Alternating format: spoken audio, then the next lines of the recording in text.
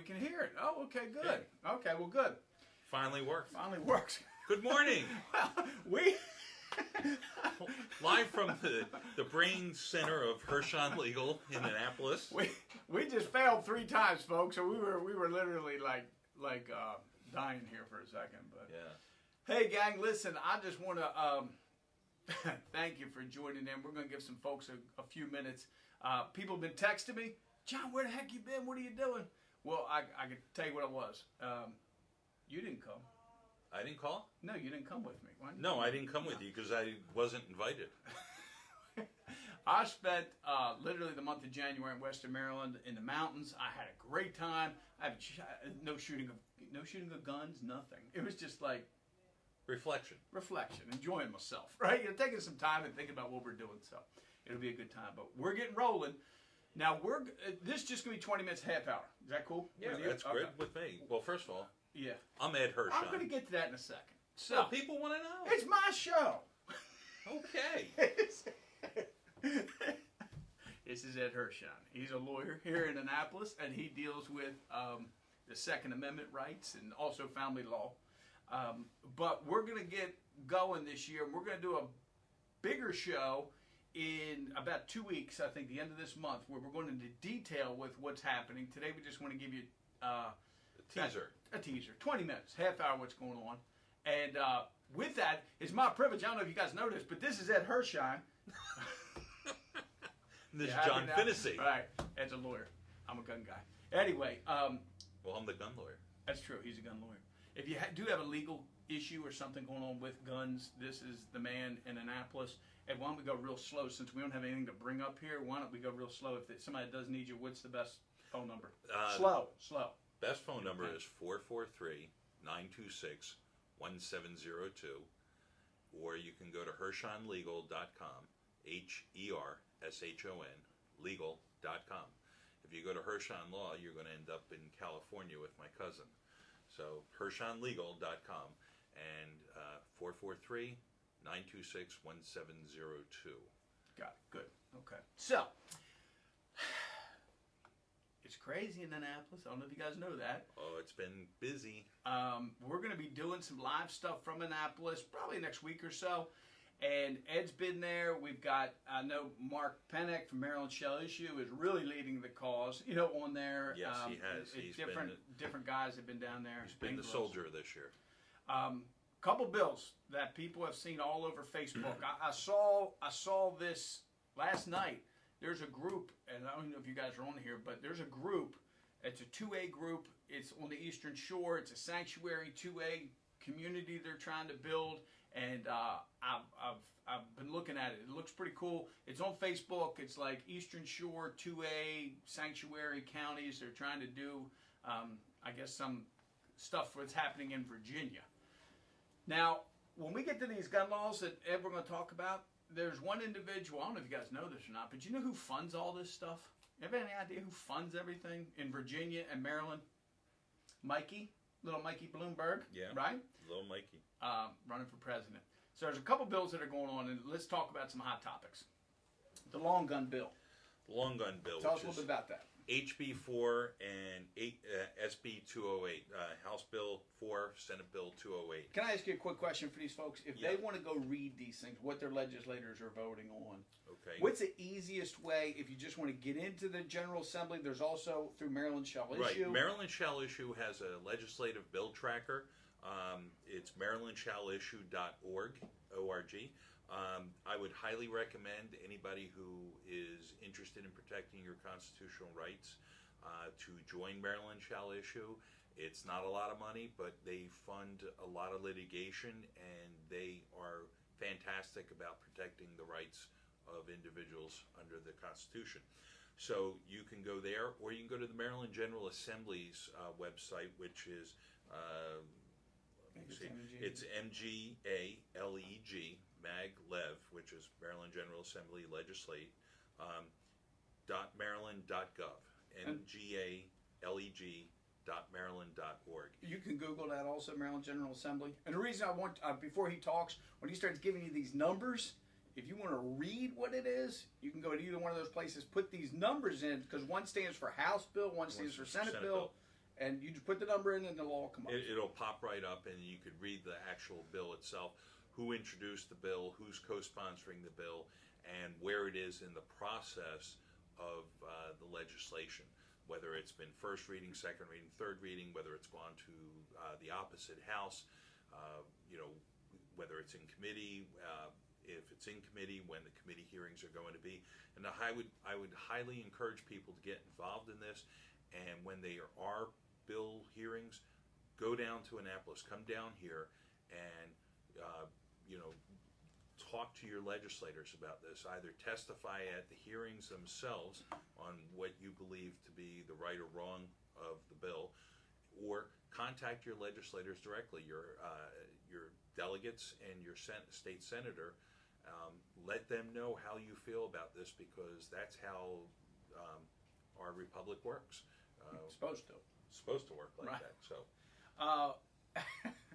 So let's talk long gun bill. Long gun bill. HB4. Tell them what that is. HB4. You in Western Maryland, Eastern Shore? You may want to listen to this one. So this is the bill that's going to essentially ban you from loaning your long gun to a friend to go hunting or go to the range or go trap or You mean skeet shotgun? shooting. Shotguns and rifles.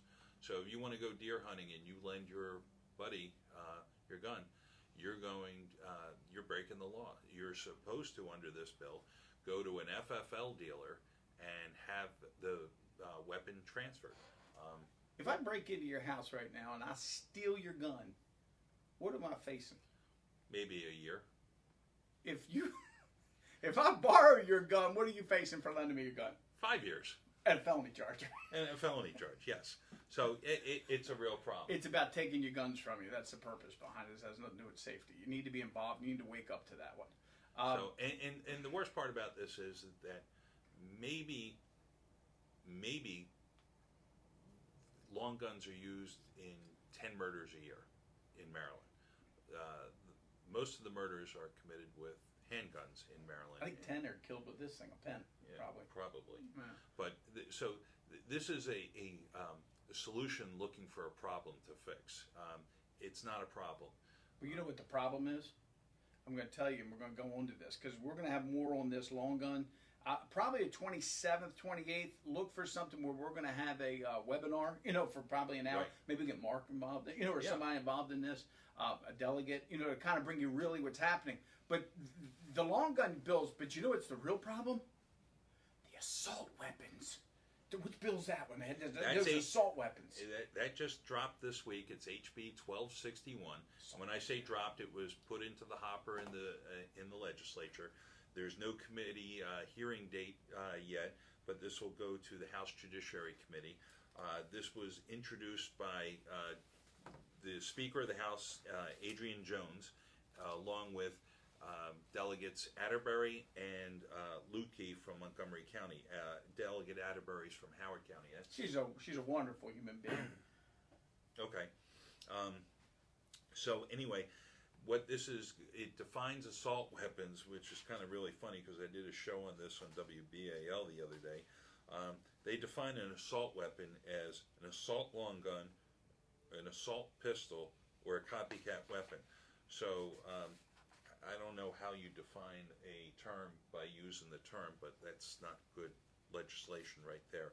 But essentially, it bans a whole host of what are commonly used rifles right now and pistols. But hold on, don't these folks, won't they have an opportunity though to register them with the government? They've already paid a fee to the government to get them, and they had to wait 7 days if they were like a pistol. A pistol, so, yes. Or a regulated gun, and now there's going to be, they'll have a chance though to tell the government what they have and pay fees. Right, so starting at something reasonable. Right, so one of the prospects of this bill is that you will have to, they're going to ban the sale of them going forward, but if you are an owner of one of these weapons now, you will be grandfathered in, but you have to register that firearm with the Maryland State Police by January 1st, 2021, and the cost of that is $290.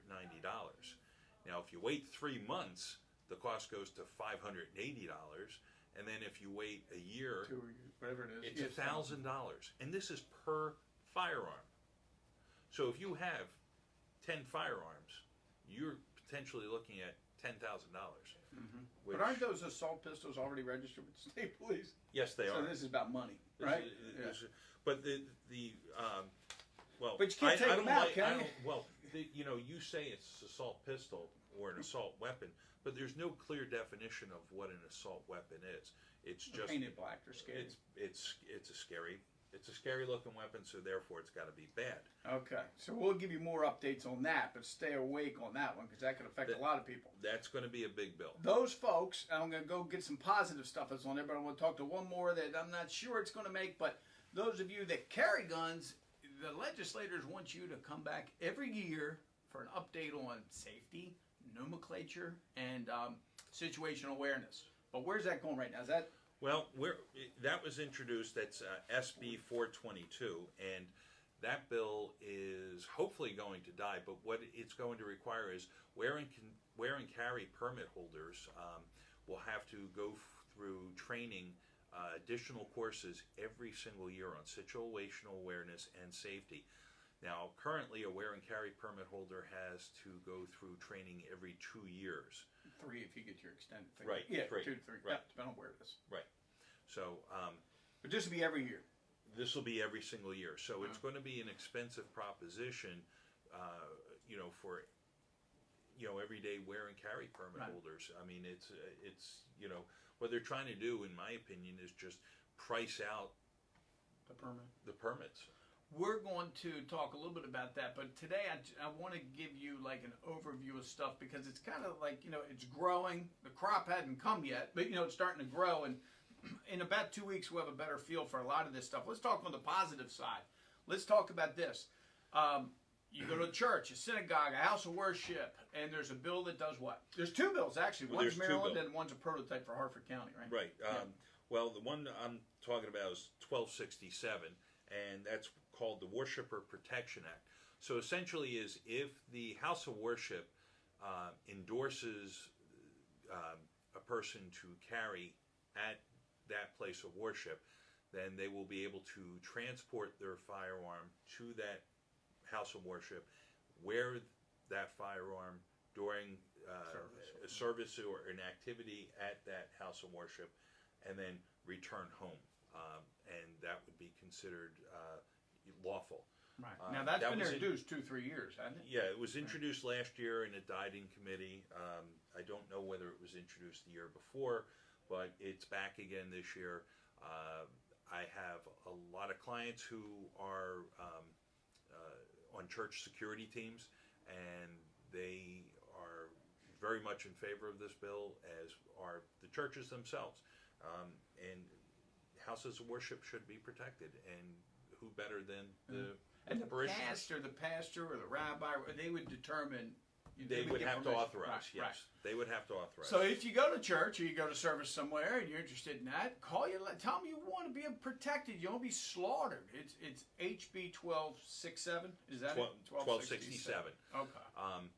And the thing is, a lot of houses of worship just can't afford private security, so they have to rely upon themselves to do that. Yep. Okay, so there's one thing that's in the early process, and I talk about a lot in our classes, and I kind of keep you up to date on it. It doesn't have anything to do with Maryland, but it has to do with your right to carry a gun. Your right to protect yourself, because Maryland is one of 7 remaining, I guess, may issue states. There's a case in the Supreme Court named Malpazzo, right? Malpazzo, and right. Where is that right now? Tell them what's going on with that, and what it would do. What it would do. Okay. Malpazzo versus Palazzi, and Palazzi is the secretary or the superintendent of the Maryland State Police, so he's the one being sued by Mr. Malpazzo. And this is a right to carry case. It has gone through the Maryland courts, and it is now at the Supreme Court. It has been briefed by the parties at the Supreme Court, and it is on hold at the Supreme Court right now. There's another case that was argued in early December. That was the New York State Pistol and Rifle Association versus City of New York. which is New York had this very strange law that essentially stated that if you have a permit to own a weapon in the city, because you have to have a permit to own one, that you could not transport that firearm outside of the 5 boroughs of New York City. So if you were going to a competition outside of the city, or you had a second home outside of the city, you were not legally able to carry that firearm outside of the city. You were only able to take it to a range in the 5 boroughs, and I think there were only 7 ranges. But you had to designate Great the range, millions. right, or something? That's crazy. I'm not sure. So those things are pushing through. Right. So that ended up going to the Supreme Court, and New York realized that they weren't going to win there. So what they did was they changed the law. They effectively got rid of that law, and New York State actually said, well, yeah, you can't reintroduce that law down the road. So the city of New York is now arguing that the case is moot and it shouldn't be considered by the Supreme Court. The New York State Rifle and Pistol Association, who is the petitioner in that case, they're arguing that the case is not moot, that it still is a valid concern. So the Supreme Court heard arguments early in December. We're waiting for a decision. They may punt on this and basically say, yeah, the case is moot, or they may rule. But be that as it may, there are a whole bunch of other cases waiting at the Supreme Court on gun issues, and Malpazzo is one of them. But that's an organic case that originated here in Maryland. Is that a possibility that, since there you have the brief, would that be in the fall, the September, October, November window for the Supreme Court, or is it a year? Well, it's on hold right now. They Okay. haven't decided to actually Hear the case. I mean, they've decided to hear the case pending what's going on in New York State Rifle and Pistol Association. So if the court does decide that New York State Rifle and Pistol Association is a moot case because New York City changed the law, then the court can say, okay, we're going to take some of these other cases that are waiting, such as Malpazzo, which has been briefed, and schedule oral arguments at that time. And if that would be a victory, because it's a Maryland case, so if that was a victory, then Maryland would become a shell issue by order of the United States Supreme Court. Forget Correct. these crazy socialists down the street, right? Correct. Okay, good. So, That's some hope. That's yeah. some hope. Okay, There's two more one things. other. Go ahead. Yeah, there's one other case there, or one other bill that I did want to discuss. One of the good ones. Yeah. This is something that the governor had introduced last year. If you steal a gun, it's not a felony, and the governor has been trying to make this a felony. We can't get that through. Aren't they care about safety, though? Isn't that what we hear? Well, that's what you would think, but last year the legislature kind of punted on this, and they didn't get it out of committee. It's been reintroduced this year. It's SB 674 and HB 91. It's gun felony, so it will make stealing a gun a felony. People who are really serious about, crime prevention and keeping the public safe. Oh, the Democrats are. Yeah. You would think that they would immediately introduce this and pass this bill. Right. So I just kind of feel bad because the people in Baltimore City, they're kind of trapped there. They don't have a place to go, and they have to live in this environment where the crime is so pervasive. And I really feel horrible that they aren't getting the relief that they need and deserve. Every citizen in the United States deserves to live in a safe environment and community, and that's just not happening. And last weekend there were 3 murders in Baltimore. On Monday there were 6. If I loan a gun, it may be illegal, but stealing one is not a felony. Yeah, you got it. That's right, Dan.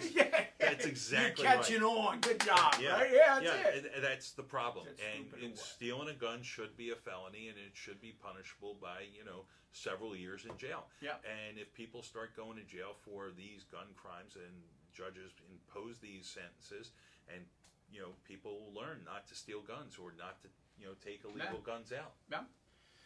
Well, I think that's about good for today. What do you think? Covered some bills? Yeah, There's a bunch of bills, by the way, folks. A bunch of bills that are out Absolutely. And I encourage everybody to get involved in the legislative process. contact your delegates, contact your state senator, let them know how you feel about some of these bills that are out there, because they're your rights that are being taken away. 3 seconds or 20 seconds real quick, just to recap. If you got a piece of paper, let's go through them. Just one sentence real quick. HB4 and SB 208 is the long gun bill. Okay. HB 1261. That's the assault weapon ban. You got to watch that one, especially if you got those black guns. They get scary. Scary black Scary guns. black guns. SB 422. That is the training for the wear and carry permit holders. All the church people, if you're interested in protecting your life in a church. HB 1267. And you want to check that out. And then we have SB, which you just did, 674. Right? Right. And there's 672 too in there, which is right. another one. Yeah, they're Kinda companion together. bills. Yeah. Right. So that's the gun felony. So if you steal a gun, it should be a felony. Okay. So we are just getting our year going. Ed's getting going down here in Annapolis, and we got some great classes. If you have a legal issue, legal question, gun question, whatever it is, you can go to website. HershonLegal.com, HERSHON.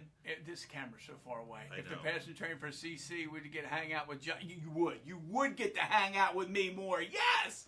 But actually, I'm fighting against it. I don't want it. Right? So I would also encourage people to get involved with Maryland Shall Issue and Maryland State Rifle and Pistol Association, two great organizations that are looking to protect your rights under the Second Amendment. And if anybody needs gun training, Ed, where would they go? They would go to Fortress Training. FortressTraining.com. Right? Look at those Mr. Fantasy thumbs up guy, and yeah, yeah, I saw all appreciate those that, right? hearts. Yeah, There we go.